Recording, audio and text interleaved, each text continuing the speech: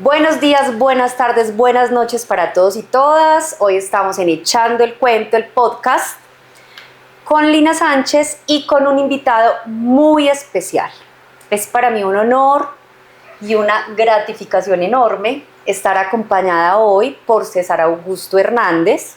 A los que vieron el capítulo de presentación van a poder entender la magnitud de este invitado. Y a los que no, por favor, vayan al capítulo de presentación para que arranquen a ver este cuento desde el principio. César, psicólogo clínico de base, ¿cuántos años en la lucha?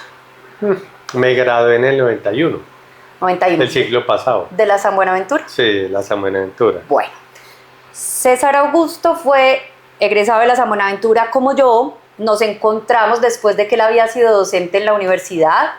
Ya estaba dedicado a la clínica, pero a una clínica muy especial. Fue mi acompañante terapéutico, mi gran acompañante en este proceso de la noche oscura del alma, pero además fue mi gran maestro. En el capítulo de presentación yo contaba cómo, atravesando mi gran crisis, el encuentro con la ansiedad como maestra, César no solo me había atendido, sino que me había adoptado como aprendiz. Él me decía que era un aprendiz muy gomosa y nos fuimos yendo, y a estas alturas todavía lo sigo en cuanto curso virtual hace, virtual porque estamos en diferentes ciudades, no porque no me encante estar aquí en esta casa, en este centro de conocimiento. Entonces, hoy te doy la bienvenida, te doy las gracias por estar conmigo. Es un invitado perfecto para el tema que vamos a desarrollar hoy. Si hay alguien a quien admiro en este saber, es a César. Hoy vamos a hablar de la psicología del alma, de la psicología profunda. Vamos a hablar de Jung y el regalo que nos dio al abrir el tránsito, el puente entre la psicología clásica y la evolución de conciencia y las medicinas ancestrales y bueno, todo este rollo tan interesante para poder llegar a ser lo que hacemos ahora, personas como yo, ¿cierto? Yo me he presentado como psicóloga holística y de esto hablamos un poco. Esta es la base fundamental, académica, intelectual, de los que hemos podido hacer este tránsito y este puente. Entonces, bueno, yo te he presentado un poquito, he dicho más o menos quién es para mí César, pero quiero que tú nos cuentes un poquito de ti. ¿Quién es César? Bueno, César es un gomoso, básicamente un gomoso de la psicología, del alma, de la sanación. Ingresé pues como en el ámbito de la psicología a través de la academia, y después de la psicología, que fui docente en varias universidades de psicología, me di cuenta que faltaba algo, que al estudio académico le faltaba complementar otras cosas, porque también tenía el dilema en el bachillerato de o médico o psicólogo. Y con ese dilema empecé estudiando ingeniería industrial en la Universidad de Antioquia, que no tiene nada que ver ni con el médico, ni por recomendación de un familiar. Rápidamente me di cuenta que no era lo mío, porque es que los estudios universitarios o los estudios que terminan en el qué hacer, en qué termina haciendo en la vida, tienen que ver con el corazón. Y cuando estás estudiando lo que no está en tu corazón, el corazón te lo dice.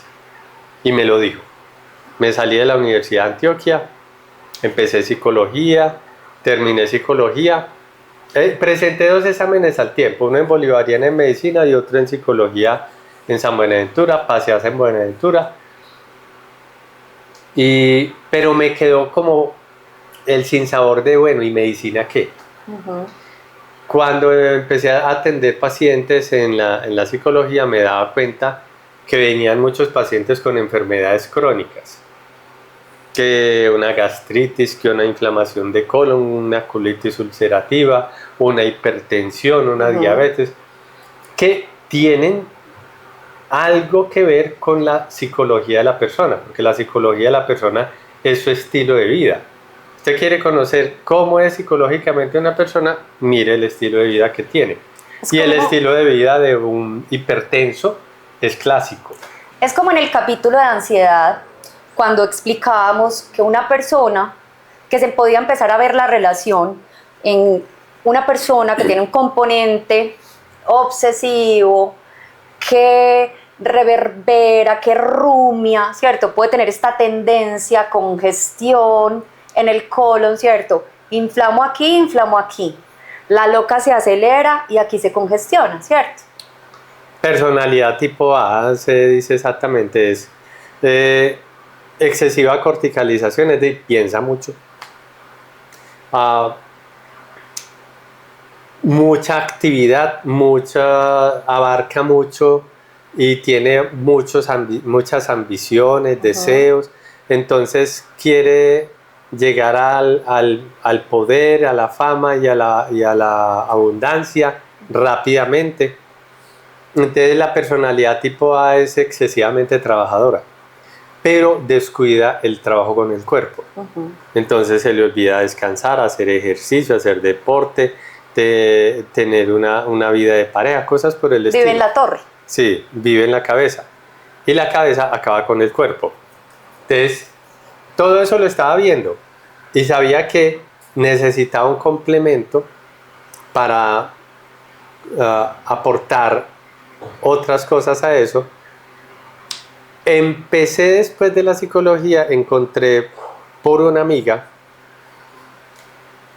fui a una conferencia de Carl Gustav Jung en una librería que se llamaba Magia Blanca, en el Parque de Laureles.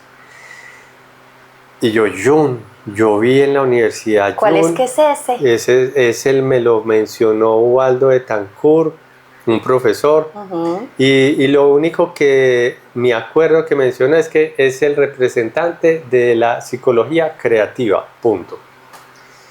Y me siento yo a escuchar esa conferencia con Luis Enrique Mejía y se me abre otro panorama completamente distinto al académico. Estudié mucho en la academia y todo eso.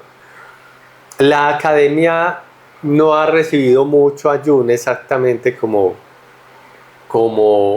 debería ser, porque Jung escribe, digamos que no para el tiempo de él, sino para este tiempo. Yo recuerdo en algún curso contigo hace muchísimos años, César y yo nos conocemos hace más de 20 años, para que calculen cuánto llevo aprendiendo de este gran hombre, que tú decías, Jung escribió hace más de 100 años y todavía está volado. Sí, todavía podría uno decir que Jung abrió los parámetros del inconsciente y los dejó para su desarrollo. Es decir, se metió por allá en la profundidad del alma, porque es que hay que aclararle como al público no entendido en esto. Casi todo el mundo uno le menciona Freud. En general, casi todo el mundo tiene una idea de Freud. Sí. ¿Sí? Que ese, sepa o no sepa de psicoanálisis, a usted Freud le suena. Pero cuando a uno le dicen Carl Gustav Jung, la gente en general, el público no ha entendido en esas cuestiones académicas, de pronto no lo conoce, no tiene idea, pero no hay texto en la actualidad que no tenga alguna referencia a Jung, más que a Freud. ¿Pero por qué se da eso? Bueno, ahí descubrí yo a Jung. Después descubro, al mismo tiempo que descubro a Jung, a un personaje que cuando vos hablas de mí, es lo que yo hablo de él, que fue como el guía, el terapeuta, el maestro, al que le tengo que agradecer cantidades impresionantes de todo. Le tengo que agradecer mucho, porque ese conferencista no era un profesor común y corriente, ni siquiera era un psicólogo, era un abogado de la Universidad de Antioquia, que cayó en la psicología porque se resbaló en ella, así de sencillo. O sea, como andas caminando, te resbalas en una cáscara de banano y ahí quedaste. Y ahí quedaste.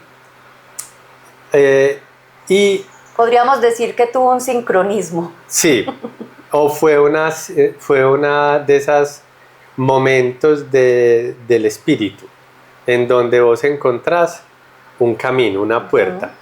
Los chamanes le llaman a eso el centímetro cúbico de suerte, es 1 centímetro. Si uno lo sabe coger, pues yo quedé matriculado ahí, con Luis como terapeuta, con Luis como maestro, porque fue una persona que yo entendí ya con el tiempo que encontró la psicología en la experiencia, no en la academia, sino en la experiencia. Y que de alguna manera había vivido a escala un proceso similar al de Jung mismo. Y no le quedó más remedio, porque es que hagamos un reconteo así chiquito. ¿Quién era Luis? Porque quién era Luis explica quién era Jung y explica las cosas de Jung, así como bien aguapanela, como digo yo. Luis era un abogado de la Universidad de Antioquia. Los de izquierda lo criticaban que porque no era de izquierda, y los de la derecha le criticaban que porque no era de derecha. No era ni de izquierda ni de derecha. O sea, estaba por fuera de cualquier afiliación política. Pero era un erudito y era un gomoso del conocimiento. Y terminó la abogacía y empezó, como cualquier estudiante que termina una profesión y quiere trabajar en su rama, siendo psicólogo del IDEMA. Y él era una persona muy impecable y empezó a encontrar ladrones en el IDEMA, es decir, personas que abusaban del erario público y todo eso, y le pasó lo que le pasa a muchos en Colombia, que son impecables. Lo amenazaron de muerte porque empezó a sacar mucho ladrón de allá. Y entonces él empezó a tener una crisis existencial con su carrera, el derecho, porque se dio cuenta que el anhelo de un estudiante de derecho es la justicia, la ley y el orden. Y te vas a trabajar a un estamento oficial y no encontrás ni justicia, ni ley, ni orden, sino injusticia, falta de ley y desorden. Entonces él entró en crisis, a eso le llamamos una crisis de la mitad de la vida. Estaba casado, tenía una hija y empezó a tener unos síntomas de esquizofrenia. Empezó a sentir que una fisura en la pared se le agrandaba, veía un tapete y se le venía encima. Algo se lo estaba tragando. Eso que se lo estaba tragando es el inconsciente. El inconsciente. Y él era muy perspicaz y dijo: uy, en mi familia hay esto. Acordate que hay un concepto dentro de lo que son las enfermedades, y es que uno de los orígenes de las enfermedades es genético. Es decir, usted es hipertenso no necesariamente porque tiene un mal estilo de vida, sino porque también tiene predisposición, porque su papá, su mamá, su abuelo fue hipertenso, entonces tiene predisposición. Pues así como hay familias que tienen cáncer, siempre hay familias donde siempre hay un loco en la familia. Pues esta familia siempre tenía los Mejía. Pues él, rastreando sus ancestros, sabía que Epifanio Mejía, el que escribió en el himno antioqueño aquí en Colombia, en Antioquia, era de su sangre. Y Epifanio Mejía fue el primer interno del manicomio de Aranjuez. El que no entienda la palabra manicomio, es el hospital mental. El primer hospital mental de Medellín era en el barrio Bermejal, en Aranjuez. Se le llamaba el manicomio de Aranjuez. Entonces, él fue el primer interno allá, y ahí escribía poesía, el himno antioqueño, todo eso. Pero la gente cree que la locura que una persona que tiene esquizofrenia o tendencia psicótica es una persona que no tiene conocimiento, todo lo contrario. Si alguien es genial, es el que tiene tendencia psicótica. Vea a Dalí. Sí, y muchos. Que hay un nivel de apertura increíble. Hay una gran sensibilidad en el alma. ¿Sí? Pues Luis descubrió que él tenía la misma sensibilidad de Epifanio Mejía y la misma locura. Y entonces dijo, ¿yo qué hago con esto? Porque en ese tiempo ya era el Hospital Mental de Bello, que era un sanatorio muy grande, con psiquiatras, con medicinas psiquiátricas, todo eso pues que tiene tantas cuestiones dudosas, bueno. Y él dijo, yo para el Hospital Mental de Bello no me voy. Olvídese, voy a hacer algo distinto. Renunció al sistema. Lo mismo que Jung. Jung, en la época de Freud, era un gomoso de la neurología, de la psiquiatría y fundaron la psicología entre Jung, y de hecho fueron amigos. Se le reconocía como el hijo teórico de Freud, ¿cierto? Freud fue el que propuso a Jung como el primer director del primer instituto psicoanalítico en Europa, y era su heredero finalmente. Pero los dos fueron haciendo la psicología aparte, pero con personalidades distintas. Freud era neurótico, Jung tendía a ser psicótico. A ver, un ejemplo para que el público pueda entender qué es psicótico, qué es neurótico. La diferencia entre estos dos polos. Entre una cosa y otra. El mismo Luis decía, a grandes rasgos, el neurótico tiene plata pero no tiene tiempo. No hace sino trabajar como un loco para tener y aparentar, porque el neurótico vive para el ego, para lo social, para que lo miren, lo admiren. Hacia afuera. Ese es el neurótico, es un racional obsesivo. Vive para el afuera. Entonces, busca mucho la plata y tiene toda la plata del mundo, pero no tiene tiempo. El neurótico se reconoce porque tiene una manilla aquí en la mano, y la mira cada rato, y como en el clásico de Momo, mira y dice, no tengo tiempo. Ese es el neurótico. El psicótico tiene todo el tiempo del mundo, pero no tiene plata, porque es el que no está ligado a ningún sistema, tiende a ser adicto a alguna sustancia, es el callejero, el que anda cogiendo pispirispes, el volado. Anda volado por allá en las nubes. Se dice, por ejemplo, que el neurótico construye castillos en el aire, siempre anda en la fantasía en pos de ellos. El psicótico vive en ellos y el psiquiatra cobra el arriendo. Esa es la definición básica de lo uno y lo otro. Entonces, él se dio cuenta, por ejemplo, que, bueno, esa es como una diferencia. Ya hay una diferencia más técnica. El neurótico está disociado psicológicamente, está dividido, tiene una angustia de separación con respecto a su instinto, porque anda de afán tratando de buscar un ideal.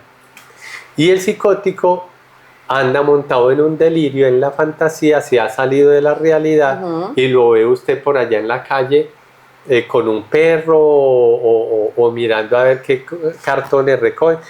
Casi todos los indigentes, habitantes de la calle son psicóticos. Podríamos hablar de que ambos están en extremos, ¿cierto? En polaridades, y no tienen un centro que los sostenga. Están disociados de alguna manera. El encorbatado que cree que está en su... El hámster en la rueda. El hámster en la rueda, y que abre la puerta del carro y le da las monedas al psicótico para que pueda tener... como una vez que uno de ellos me dijo, hey, amigo, dame 2.000 pesitos para un bareto. Y yo, este está como honrado. Este sí dice lo que es.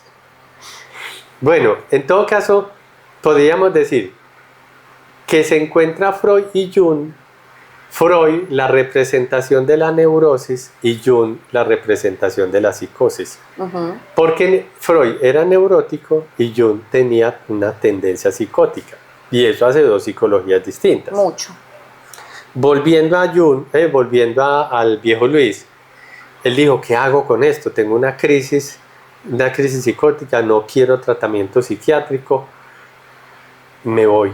Renunció al mundo, se separó, renunció a ser gerente o a un alto cargo en una empresa, que son para los neuróticos, y se fue a cuidarle, porque cuando decides ser psicótico ya no tienes plata. Nadie te va a financiar. ¿Y quién me va a financiar la locura? Un añito de psicosis, no, por favor. Eso no lo financia nadie.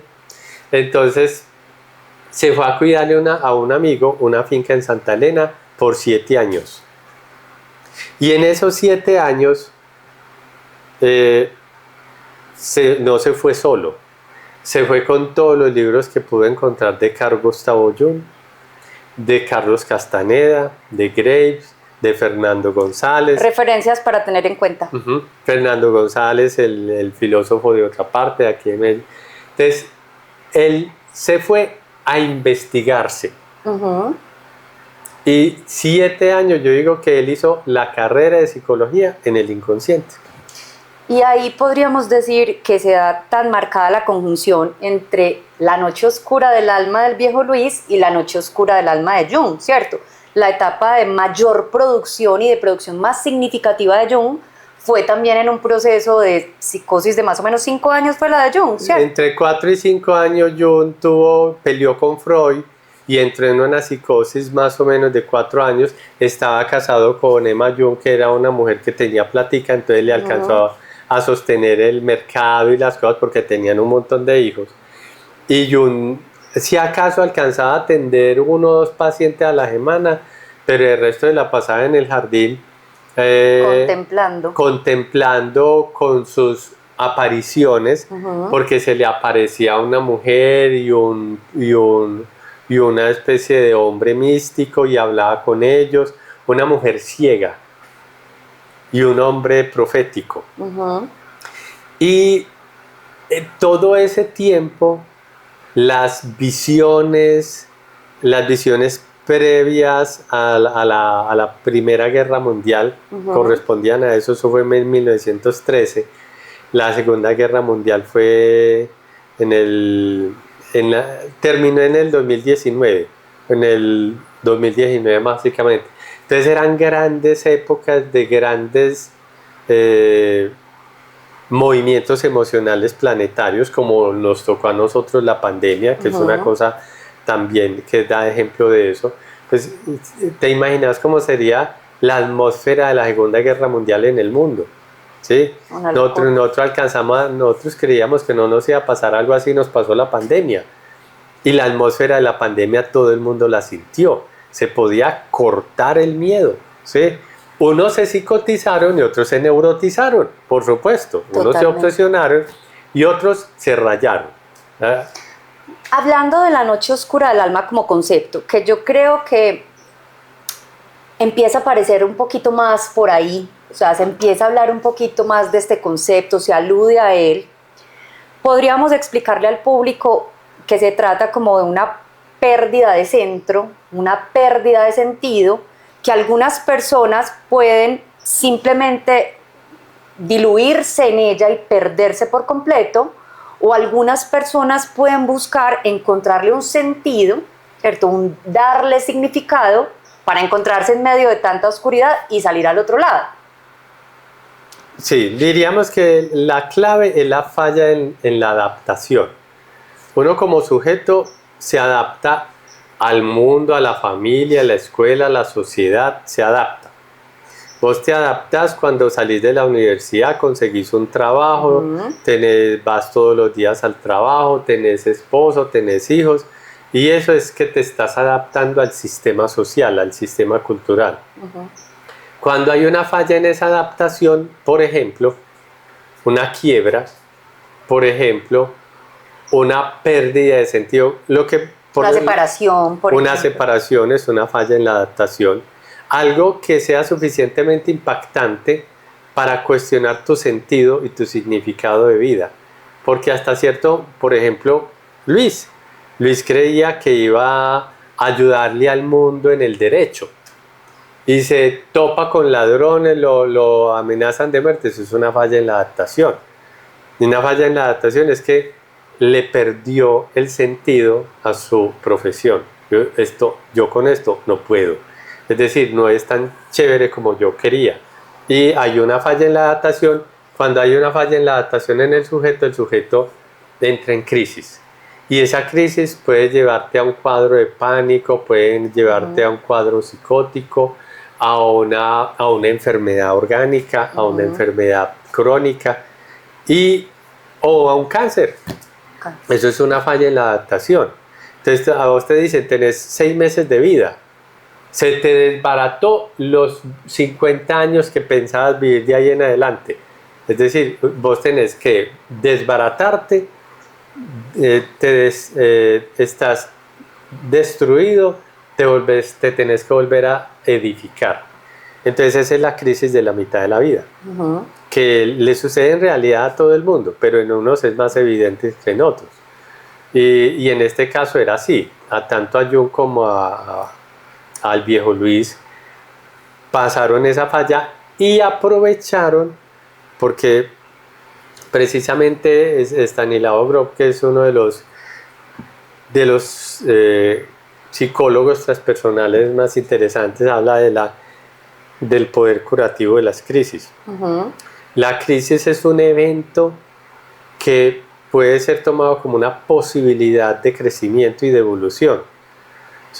Y es un evento ligado al espíritu, porque digamos que vos tenés talento para la psicología y de pronto te metiste a estudiar ingeniería y vas bien, vas conquistando escenarios y tenés platica y tenés cosas, de pronto entras en un pánico y el pánico te hace una crisis de adaptación y te cuestiona todo el ingeniero que eras. Entonces de pronto esa crisis te está diciendo, usted no va por el camino que es, usted tiene que voltear y empezar a mirar. Cantidades de cosas están sucediendo ahora, en estos momentos tras la pandemia. Hay una crisis generalizada y la gente está empezando a darse cuenta que estaba por el camino que no era. El habernos encontrado de cara con la incertidumbre y la impermanencia nos dio estas posibilidades, ¿cierto? Yo en el capítulo de ansiedad hablaba de eso, ¿cierto? Si hay una pandemia que quedó como pospandemia, fue la ansiedad.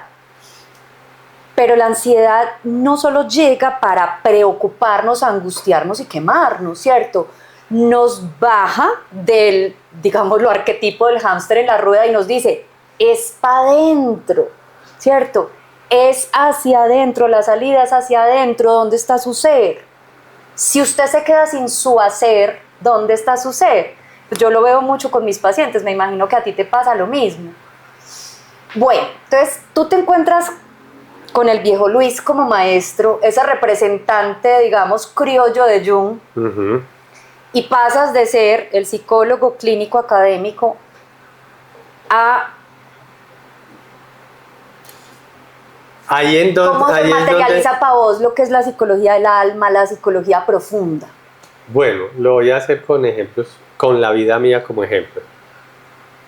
Veo la experiencia de Luis. Luis se dio cuenta en su crisis que él tenía una misión en el mundo y era servirle a la gente a través del descubrimiento de su alma. Eso a grandes rasgos se llama ser terapeuta. Totalmente. Y fue un terapeuta de los mejores que yo haya visto, ¿sí? Sin pisar una academia de psicología. Pero impecable con su proceso de formación, absolutamente ¿cierto? riguroso. 7 años estudiando. No, estudió 7 años. Uno como psicólogo estudia 5. Él se pasó y hizo maestría en el inconsciente. Y fue porque... Con práctica desde el principio. Sí, y era por salvación de su propio ser.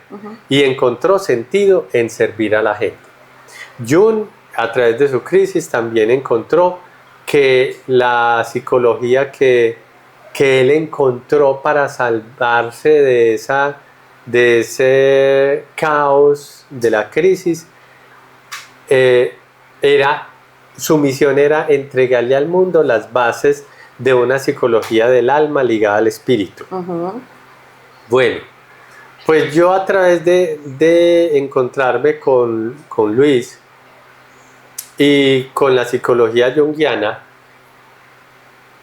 empiezo a darme cuenta que la psicología académica era una base muy importante, pero que lo que venía en camino para mí era algo completamente distinto, cambió el método, porque yo antes leía muchos libros, muchos, yo era un ratón de biblioteca.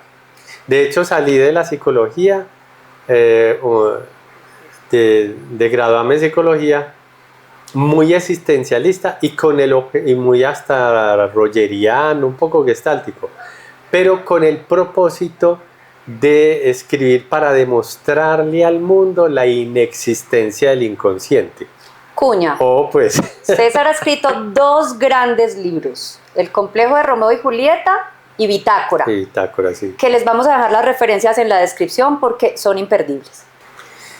El proceso que estaba haciendo de Luis y Jung de la crisis de la mitad de la vida derivan hacia poder encontrar un camino que fuera un camino para su alma, para lo que realmente sentía, no el camino de la neurosis.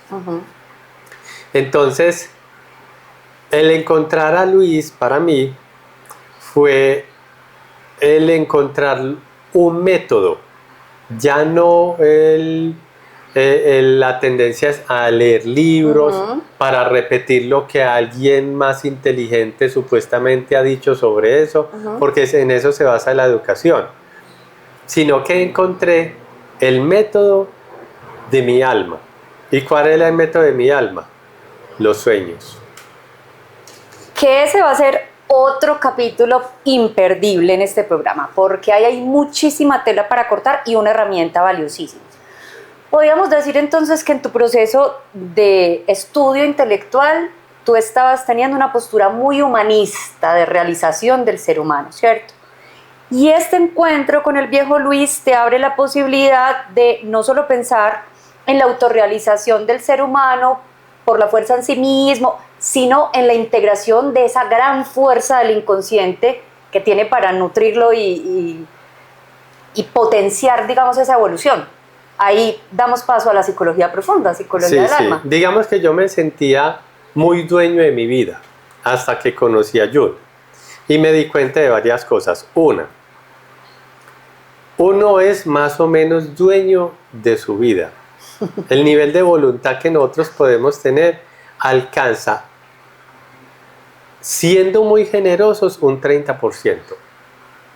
El nivel de inconsciencia es al menos un 70%.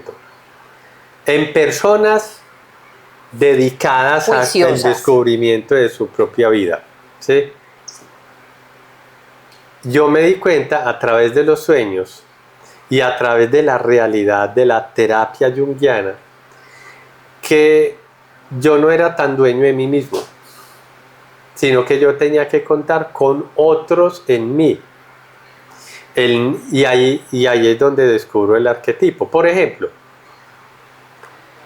un sueño, había cierto desdén en mi trabajo que me podría llevar a una depresión porque estaba siendo muy repetitivo y todo eso, y empiezo a soñar empiezo a pararle bolas a los sueños, a encontrar en los sueños un camino de iluminación de mí mismo, y veo un médico en un rincón como deprimido y un águila que había bajado del cielo, un águila de luz que bajó y se metió en el mar y salió en un plumero. Luis me decía: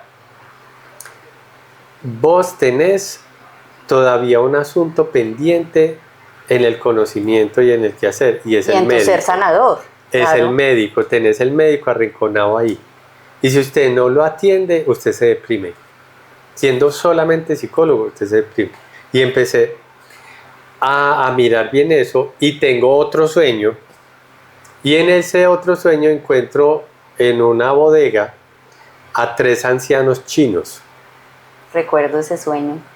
Y los 3 ancianos chinos, uno de ellos me entrega una cajita donde estaba la misión de mi vida. Y yo cogí la cajita y yo, como así, venga a ver. La fui a abrir y me desperté. Yo, pucha, se me perdió la misión de mi vida. Yo no vi que había en esa cajita. Preocupadísimo fui a terapia y entonces el viejo Luis se reía y me decía, la forma como despiertas es parte de la interpretación. Vos tenés que...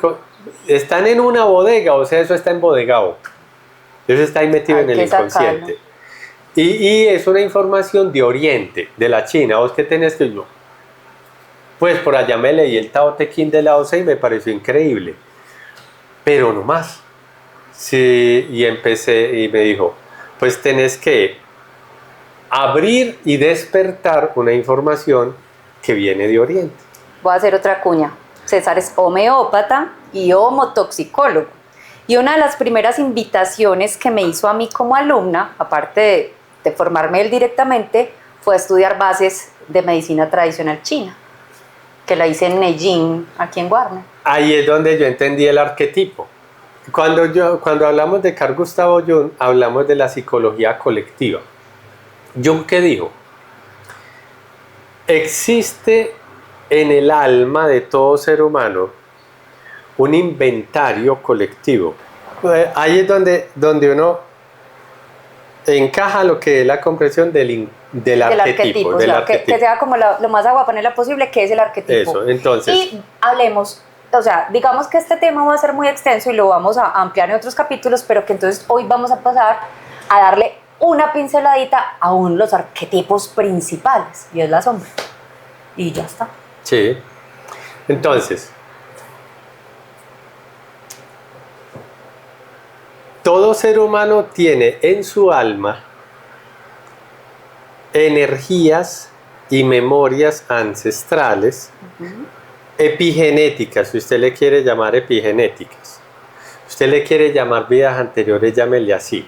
Llámele como quiera, llámele memorias acásicas, memorias del alma, llámele predisposiciones instintivas hereditarias. Así como la abeja nunca estudió arquitectura, sin embargo sabía hacer un panal hexagonal exactamente milimétrico. Todas, y ninguna estudió. ¿Has visto alguna abeja estudiando arquitectura? ¿O cómo se hace un panal? No, eso está ahí. Eso es una predicción instintiva. Entonces yo descubrí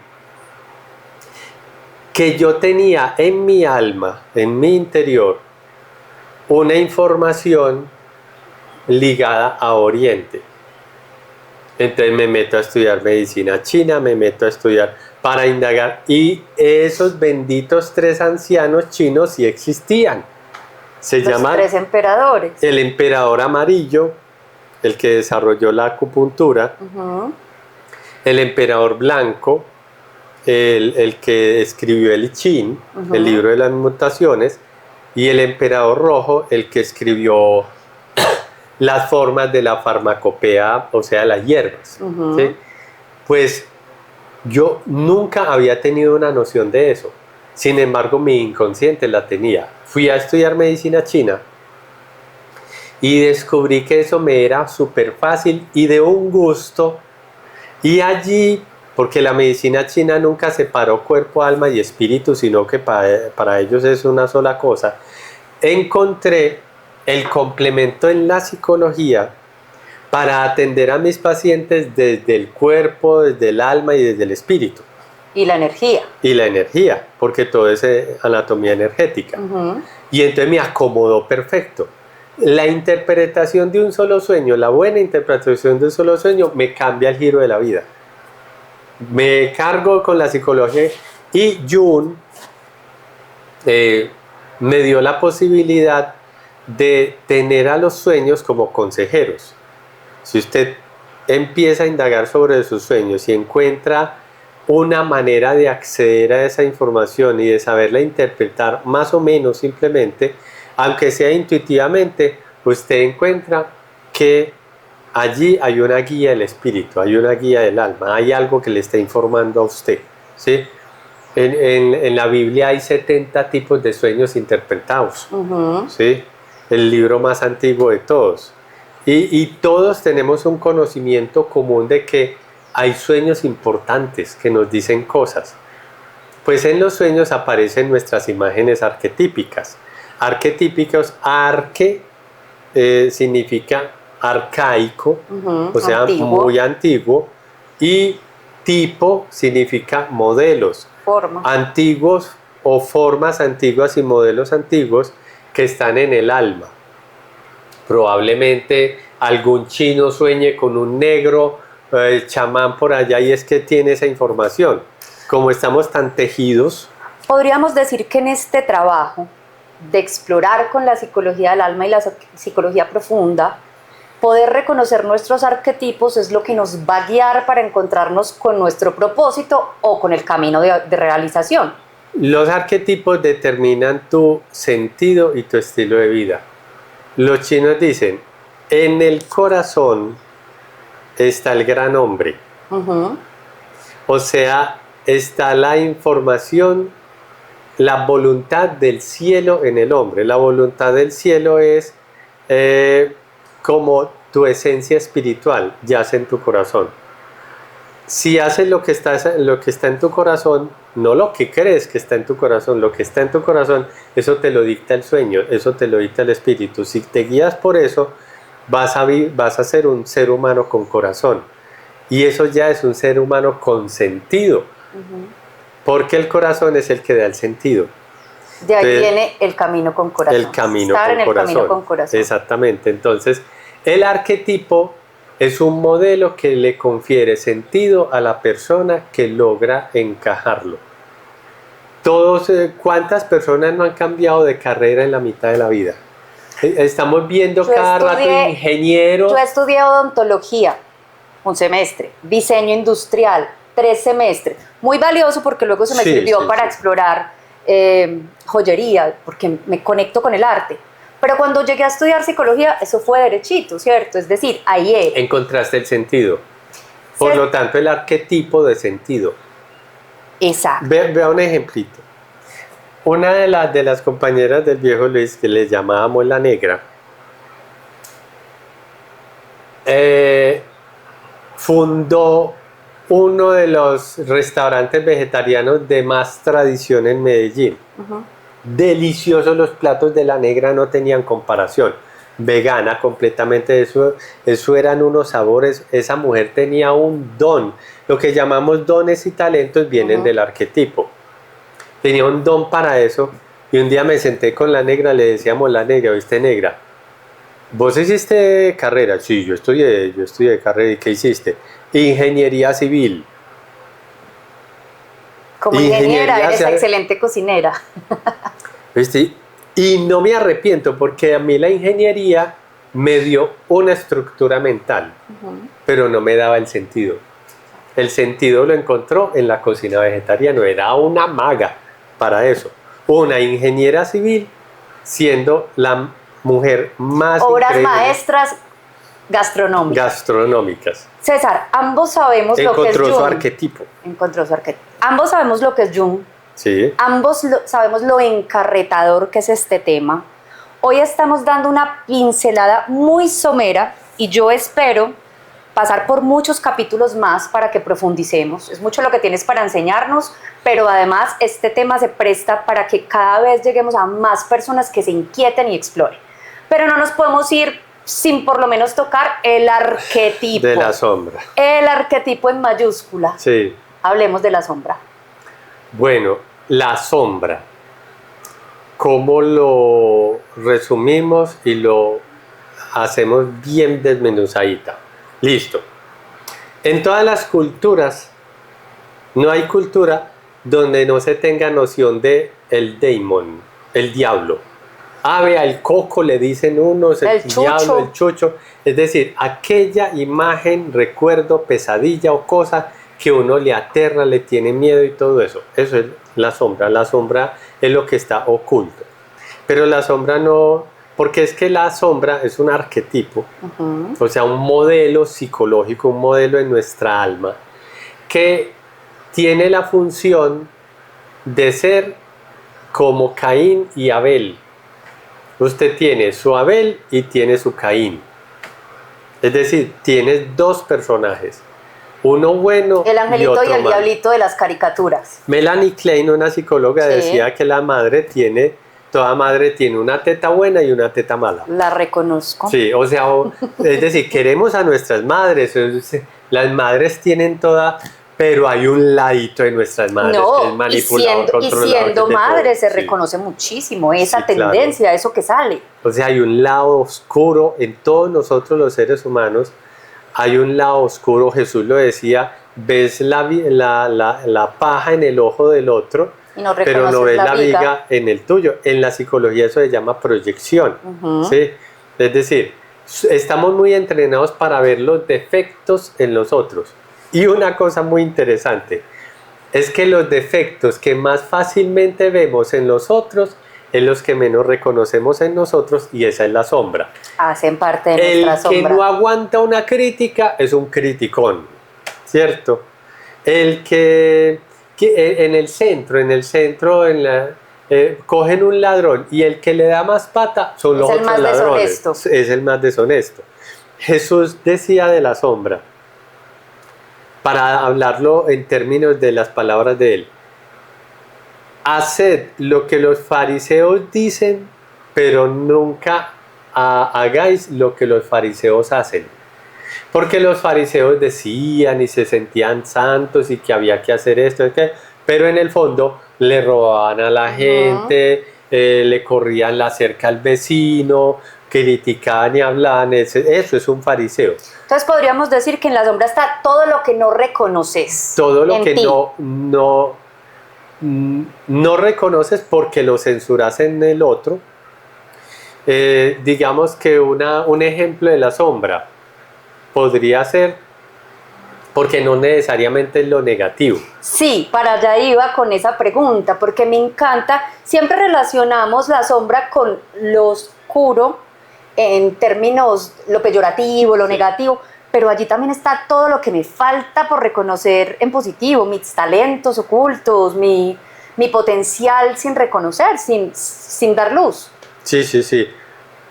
Por ejemplo, un paciente ejecutivo, gerente, racional, padre de familia,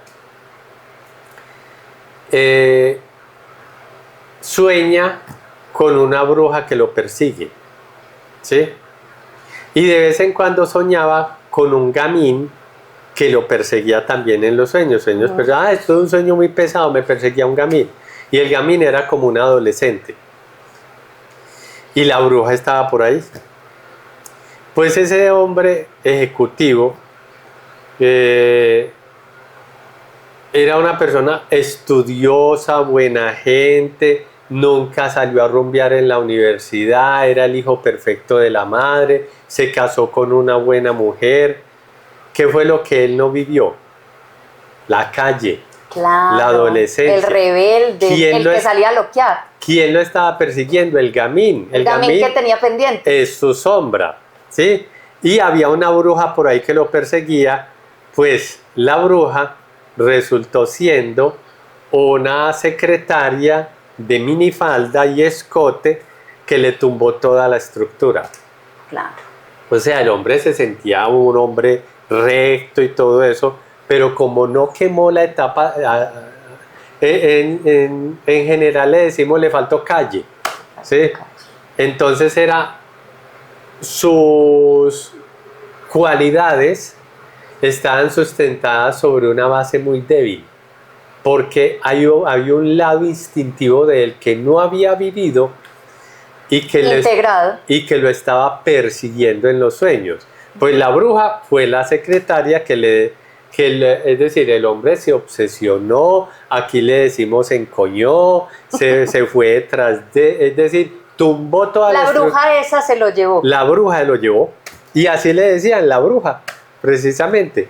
¿Y quién cayó ahí? El gamín, que no había vivido la calle. Entonces, el mal portado. Esa es su sombra. No viviste eso, entonces lo que no viviste se guarda en el alma y con el tiempo, si no resuelves tu sombra, ella impera.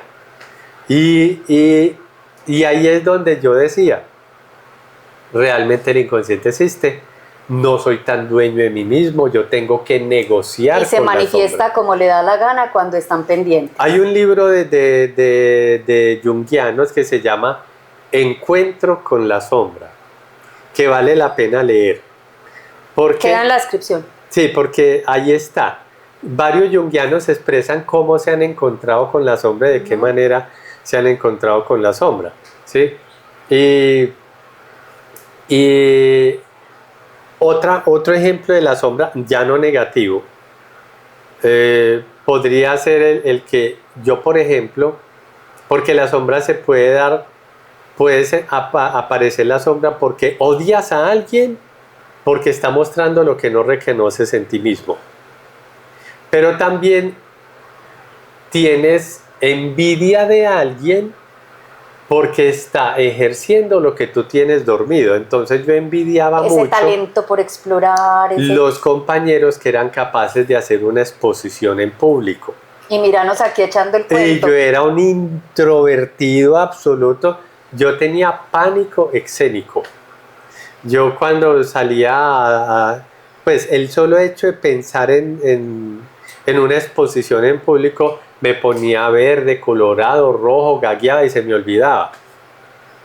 Pero amaba o me daba envidia a las personas que eran capaces de hablar frente al público, así sean bobadas, pero son capaces. Esa era mi sombra. Y en una terapia tuve que ir a encontrar mi sombra, integrarla, porque envidiaba eso en la gente, porque era mi talento. O sea, envidias lo que tienes dormido. Eso es otro ejemplo de la sombra. Este es un claro ejemplo de cómo se hace el proceso de iluminar la sombra en el contexto terapéutico. Yo lamento profundamente darle machete a este encuentro, porque estar con César y conversar es encantador, además que siempre aprendo un montón, pero también sabemos que un capítulo de podcast de más de una hora se nos hace agotador. Sí. Prometemos unos capítulos siguientes para este tema. Quiero agradecerte de corazón, o sea, tu saber, tu disposición. Quiero también recordarle al público que César tiene consultorio activo. Si alguien desea en el 1 a 1 encontrarse con él para aprender y revisarse, van a quedar los datos de él, y que también hace cursos continuamente. Yo se los recomiendo pues porque soy una discípula de César hace 20 años. Llegué con él en el 2021. Ave María, tantos años. Bueno, seguiremos, daremos continuidad. No se les olvide sugerirnos temas. Esto, como les decía, es un brochazo, es un pincelazo de formas en las que podemos acceder a nosotros mismos e ir más allá de la salud mental y llevarla a niveles de bienestar y realización, de evolución como seres. Entonces, nos vemos en el próximo capítulo de Echando el Cuento, y muchas gracias a ti. Le seguiré echando el cuento cuando me invite. Sí. Muchas gracias. Con mucho gusto.